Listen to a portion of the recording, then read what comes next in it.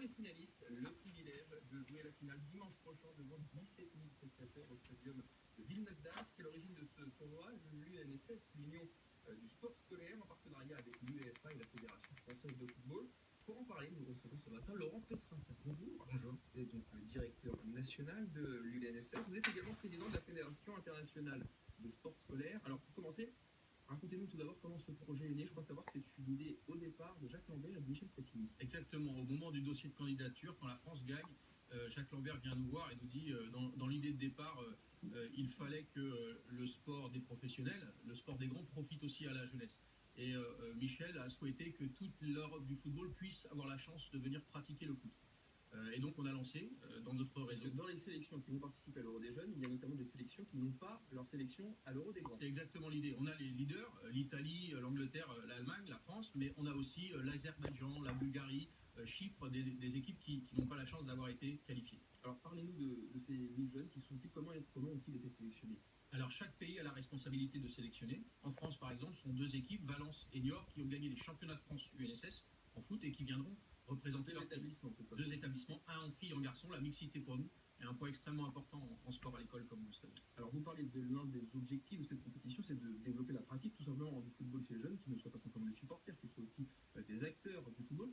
Est-ce que c'est vraiment nécessaire pour le football avec ces 2 millions de licenciés en France? Nous, on part du principe qu'un héritage d'un grand événement sportif, c'est d'abord la pratique des jeunes.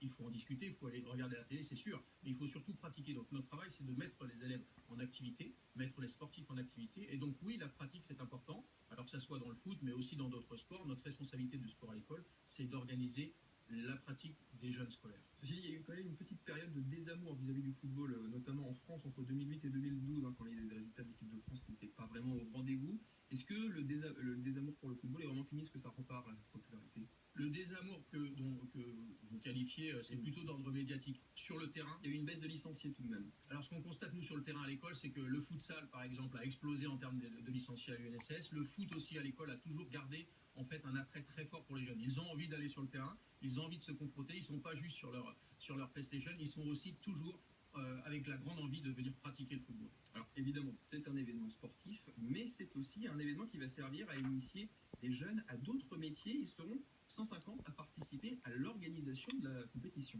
C'est vraiment aussi le message de l'héritage, c'est-à-dire que c'est pas simplement pratiquer, c'est organiser. Ils sont les jeunes arbitres. Aujourd'hui, le stage vient de se finir, ils sont prêts pour l'Euro. Ce sont les jeunes reporters. Il y a toute une équipe de presse qui accompagnera le tournoi. Ce sont des jeunes organisateurs. Donc le tournoi sera couvert comme un événement majeur. Voilà, c'est 200 bénévoles. Il y a évidemment les professeurs derrière, mais c'est la majeure partie du temps des élèves qui prendront en charge l'ensemble de l'organisation. C'est un peu notre ADN à l'UNSS. Et puis la barre est placée très haut. Vous parlez d'une organisation professionnelle, vraiment comme l'Euro, le vrai. Ah ben, j'invite toute la région à venir. Vous verrez que du point de vue de l'organisation, le transport, la restauration, l'hébergement, on est sur 20 000 nuitées, on est sur des repas aussi très nombreux, on est sur des cars, des bus, on est sur des budgets, plus de 3 millions d'euros, donc vous verrez que c'est très professionnel, organisé par l'ensemble des services de l'UNSS. Vous n'oubliez pas non plus les nouveaux moyens de communication et le numérique. Il y aura un village numérique qui sera ouvert pendant toute la compétition. Un village connecté à partir de jeudi, très important, puisqu'on amènera 50 établissements par jour pour visiter ce village. Ils pratiqueront, ils feront aussi des activités originales numériques. Donc on aura le défi de prendre ces jeunes qui font du numérique pour les mettre sur le terrain à faire de la pratique sportive. Alors Laurent Pétrintin l'a dit, 22 équipes de garçons, seulement 10 équipes de filles. Pourquoi ce déséquilibre? Alors d'abord le grand message c'est de dire que l'Euro, certes il est pour les garçons, mais nous on fait aussi pratiquer les filles. Donc on reste sur l'aspect de la mixité, c'est très important. Ensuite, selon les pays, il est vrai que le football féminin n'est pas développé comme il l'est en France. En France, c'est 100 000 licenciés déjà à la fédération. Nous, chez nous, c'est 60 000. Qui explose dans tous les ans. C'est très important. Il se trouve que les pays n'ont pas répondu à la hauteur des pays pour le garçon, mais c'est déjà très bien d'avoir une dizaine d'équipes en filles et la compétition sera d'un très bon niveau. Alors, l'accès au sport pour tous, je crois justement savoir que c'est l'une de vos priorités. À l'UNSS, il y a développé le sport féminin. Il y a aussi favorisé l'accès au sport des personnes en situation de handicap. Est-ce que vous avez pensé à un moment organiser, pourquoi pas, un euro handi-foot pour les jeunes? Depuis un moment déjà, on permet à l'UNSS, à beaucoup d'établissements spécialisés, mais aussi à tous les élèves en situation de handicap qui sont aujourd'hui dans l'école, puisque la loi de 2005 a fait en sorte qu'ils soient dans l'école, de pratiquer.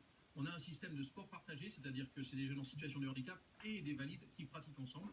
Et dans les différents événements, notamment dans la cérémonie d'ouverture, mais aussi dans les matchs, il y aura des moments où on intégrera les jeunes pour pouvoir participer à la fête. Et progressivement, jusqu'au niveau international, puisqu'on pousse cette idée aussi, il y aura des championnats spécifiques de façon à pouvoir permettre à toute cette jeunesse aussi de pratiquer le football. Alors, l'Euro des jeunes est sponsorisé, parrainé par des personnages très, très prestigieux. Il y a notamment des anciens internationaux A d'équipe de France, Rigo Bangouba, Djibril Cissé.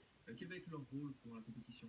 Vous avez raison de dire qu'on est accompagné, c'est la Fondation pour l'UEFA pour l'enfance qui nous permet d'avoir accès à ces joueurs et on a choisi des ambassadeurs plutôt médiatiques mais aussi qui portent un message des valeurs. Rio Magouba, Djibril Cissé, ce sont des gens qui savent parler à la jeunesse. Leur rôle, il est d'abord de porter un message positif à la jeunesse, il est aussi de présenter les choses, il y a un vrai travail qui est fait, il est aussi de soutenir toutes les actions, on a des actions pour les publics en difficulté, tous les établissements défavorisés de l'académie viendront voir les matchs, donc il est de porter ce message des valeurs du football, des bonnes valeurs, de façon à ce que l'ensemble de la jeunesse puisse en profiter. Et puis pour terminer, Laurent Petraquin, un mot de l'Euro des grands, les vrais. On a l'impression qu'il y a une ferveur qui se met en place autour de cette équipe de France. Vous la sentez auprès de ces jeunes?